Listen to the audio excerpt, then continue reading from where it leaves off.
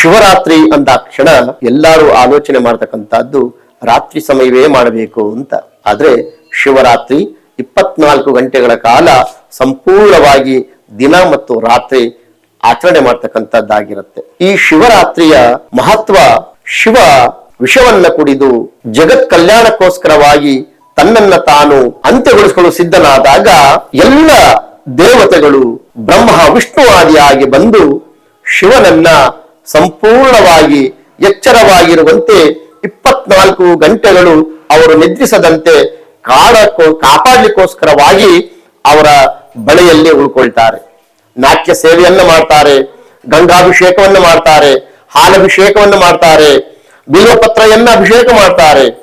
ಎಲ್ಲ ರೀತಿಯ ಅಭಿಷೇಕಗಳು, ಸೇವೆಗಳನ್ನ ಮಾಡ್ತಾ 24 ಗಂಟೆಯೂ ಶಿವನನ್ನ ನಿದ್ರಿಸದಂತೆ ಅಥವಾ ನಿದ್ರೆಗೆ ಜಾರದಂತೆ ಕಾಪಾಡ್ಕೊಳ್ತಕ್ಕಂಥ ಈ ದಿನವನ್ನ ಶಿವರಾತ್ರಿಯ ದಿನ ಅಂತ ಹೇಳ್ತೇವೆ.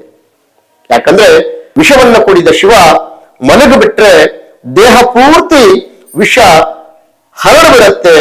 ಸೊ ಎಚ್ಚರವಾಗಿ ಇಟ್ಟಿರಬೇಕು ಶಿವನನ್ನ ಅಂತ ಹೇಳಿ ಈ ಒಂದು ದಿನದ ಹಾಗೂ ರಾತ್ರಿಯ ಕಾರ್ಯಕ್ರಮವನ್ನು ನಾವು ಸನಾತನ ಧರ್ಮದಲ್ಲಿ ಬಹಳ ಹಿಂದಿನಿಂದಲೂ ಆಚರಣೆ ಮಾಡ್ಕೊಂಡು ಬರ್ತಾ ಇರ್ತಕ್ಕಂಥದ್ದು.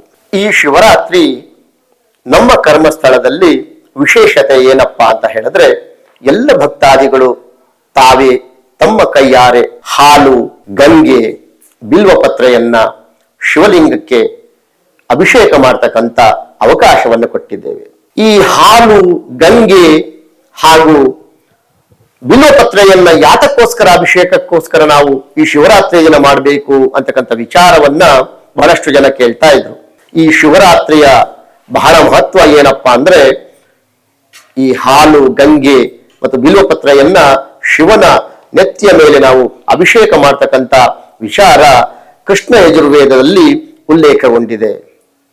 ಕೃಷ್ಣ ಯಜುರ್ವೇದದಲ್ಲಿ ಉಲ್ಲೇಖದ ಪ್ರಕಾರವಾಗಿ ಆ ಸೇವೆಯನ್ನ ಮಾಡದ ಹೊರತು ನಮಗೆ ಶಿವರಾತ್ರಿಯ ಸಂಪೂರ್ಣ ಫಲ ಸಿಗಲ್ಲ ಅಂತಕ್ಕಂಥ ವಿಚಾರವನ್ನು ಕೂಡ ಅಲ್ಲಿ ತಿಳಿಸಲಾಗಿದೆ.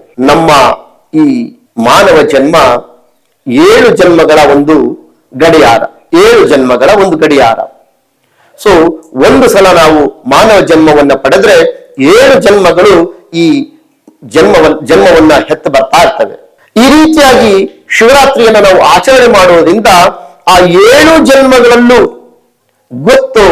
ಗೊತ್ತಿಲ್ಲದೋ ಪಾಪಕರ್ಮವನ್ನ ಮಾಡಿದ್ರೆ ಆ ಪಾಪಕರ್ಮಗಳೆಲ್ಲ ಸುಟ್ಟು ಹೋಗ್ತಕ್ಕಂಥ ಮತ್ತು ಈಶ್ವರನಿಂದ ನಮಗೆ ನಮ್ಮ ಜೀವನದಲ್ಲಿ ಸುಖ ಶಾಂತಿ ನೆಲೆಸ್ತಕ್ಕಂಥ ಅನುಗ್ರಹವನ್ನು ನೀಡ್ತಕ್ಕಂಥ ದಿನ ಈ ಶಿವರಾತ್ರಿ ಆಗಿರುತ್ತೆ. ಸುಮಾರು 5,000 ಜನ ಅಭಿಷೇಕವನ್ನ ಮಾಡಿ ಹೋಗಿದ್ದಾರೆ. ಹಾಗೆ ಪ್ರಯಾಗರಾಜನಿಂದ ತಂದಿರತಕ್ಕಂಥ ಗಂಗೆಯನ್ನ ಕೂಡ ಶಿವನಿಗೆ ಅಭಿಷೇಕ ಮಾಡಲಿಕ್ಕೆ ಈ ವರ್ಷವೂ, ಕಳೆದ ವರ್ಷವೂ ಇದೇ ರೀತಿಯಾಗಿ ವ್ಯವಸ್ಥೆ ಮಾಡಿದ್ವಿ. ಬಂದಂತ ಭಕ್ತಾದಿಗಳಿಗೆ ಅವರ ಮನಸ್ಸಿಗೆ ಸಂತೋಷ ಆಗ್ತಕ್ಕಂಥ ರೀತಿಯಲ್ಲಿ ಸುಮಾರು 14 ದೇವರುಗಳು ಸಂಪೂರ್ಣವಾಗಿ ವಿಶೇಷ ಅಲಂಕಾರಗಳೊಂದಿಗೆ ನೆಲೆ ನಿಂತು ಆಶೀರ್ವಾದಕ್ಕೋಸ್ಕರವಾಗಿ ಇರತಕ್ಕಂಥ ಕ್ಷೇತ್ರ ಇದು. ಈ ವರ್ಷ ಕೈಲಾಸದಲ್ಲೇ ಶಿವನ ಮುಂದೆ ಶನಿದೇವರು ಕುಳಿತು ಧ್ಯಾನವನ್ನು ಮಾಡ್ತಕ್ಕಂಥ ಆ ಒಂದು ಅಲಂಕಾರವನ್ನ ಮಾಡಿದ್ದೇವೆ. ನೋಡಲು ಕಣ್ಮನ ಸೆಳೆಯಲು, ಭಗವಂತನ ಅನುಗ್ರಹವನ್ನು ಪಡ್ಕೊಳ್ಳಲು ಬಹಳ ಸುದಿನ ಈ ದಿನ. ಈಶ್ವರನಿಗೆ ಬರೀ ಹಾಲಭಿಷೇಕ ಅಥವಾ ಬಿಲ್ವಪತ್ರಾಭಿಷೇಕ, ಗಂಗಾಭಿಷೇಕ ಇಷ್ಟೇ ಸಾಕ ಅಂತಕ್ಕಂಥ ಆಲೋಚನೆ ಕೂಡ ಇದೆ. ಶಿವ ತೃಪ್ತಿ ಆಗೋದು ಇದರಿಂದ ಮಾತ್ರನೇ ಅಲ್ಲ, ನಾಟ್ಯ ಸೇವೆಯಿಂದ. ಶಿವನಿಗೆ ನಾಟ್ಯ ಅಂದ್ರೆ ಬಹಳ ಪ್ರಿಯ.